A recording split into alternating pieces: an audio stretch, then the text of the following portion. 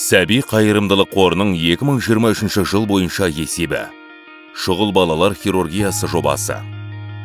Атырау облыстық балалар ауруханасында шұғыл балалар хирургиясы бөлімі ашылды. Бұл қор салған және толық жабдықталған 5-ші хирургия бөлімі.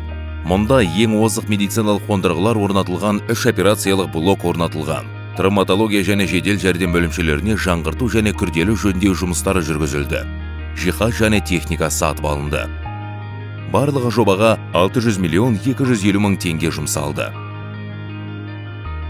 Ресейдің еңбек сіңірген балалар хирургы профессор Юрий Соколов Ақтау және Атырау қалаларындағы шұғыл балалар хирургиясы бөлімдерінде жұмыс істейтін қазақстандық дәрігерлерге шеберлік сабақтарын ұйымдастырды.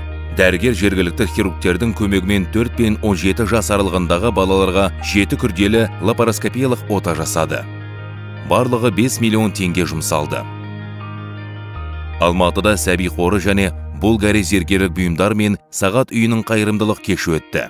Жиналған 53 миллион теңге қаражат қор ашқан хирургия бөлімдеріне жоғары технологиялық медициналық құрал жабдықтарды сатып алуға бағытталады. Құрылыс жобасы. Жүйке жүйесі мен тыныс алу мүшелерінің созылмалы аурулары бар балаларға арналған Алматы қаласындағы балдәурен балаларды оңалту орталығына толық жөндеу жүргізілді. Барлық блоктарда күрделі жөндеу жүргізілді. Үй-жайлардың түпнұсқалық жобасы жасалды. Жаңа жиһаздар, құрылғылар мен жабдықтар сатып алынды және орнатылды. Жалпы жобаға 144 миллион теңге жұмсалды. Астана қаласында жалпы білім беретін мектептің құрылысы аяқталу сатысында. 4 қабатты мектеп 750 оқушыға арналған. Құрылыс алаңы шамамен 10 мың шаршы метр. Спорт және ойын алаңдарының ауданы 2926 шаршы метр. Жобаға 3 миллиард 250 миллион теңгеге жуық қаражат жұмсалды. Медициналық жоба. Сәби қоры мен Philips Foundation халықаралық ұйымының ынтымақтастығы нәтижесінде Қазақстанның Алматы және Жетісу облыстарындағы 7 ауруханаға 18 мобильді ультрадыбысты зерттеу жүйесі мен 18 планшет табысталды. 30 дәрігер инновациялық құрал жабдықтармен жұмыс істеуге оқытылды.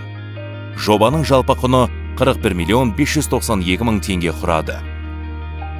Балдәурен балаларды оңалту орталығы Шунгит бөлмесімен жабдықталған. 3 миллион теңге жұмсалды. Қазақстан Республикасының аймақтарында робототехника орталықтарын ұйымдастыру жобасы. Оралда қалалық оқушылар сарайының базасында робототехника орталығы ашылды. Орталық ең заманауи интерактивті технологиямен жабдықталды.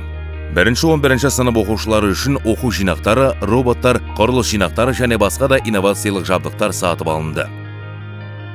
Жобаға 28 миллион 209 мың 55 теңге жұмсалды. Спорттық жоба. Балдәурен оңалту орталығында балалар ойын алаңы орнатылды. Бұл сәби қорының 49-шы спорт нысаны. Білім беру бағдарламасы. Қазақ тіліндегі балалар әдебиетін насихаттауға арналған сәби оқулары жобасы бастау алды. Ділда Матайқызының әселге айтқан ертегілер жинағы және қазақ тіліндегі басқа да кітаптар Алматыдағы балалар әлеуметтік мекемелеріне тегін берілді. Жобаға 750 мың теңге жұмсалды. Өз ісіңді баста байқауы. Қазақстанның жас кәсіпкерлерін қолдауға арналған өз ісіңді баста байқауының жеңімпаздары анықталып, гранттармен марапатталды. Ақтық кезеңге шыққан 9 қатысушы өз бизнесін дамыту үшін жалпы сомасы 330 мың ақш доллары көлемінде грант алды.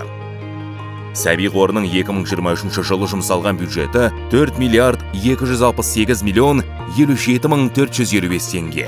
Сәби қорының барлық жұмыс жылдарындағы жалпы бюджеті шамамен 14 миллиард 200 миллион теңгені құрады.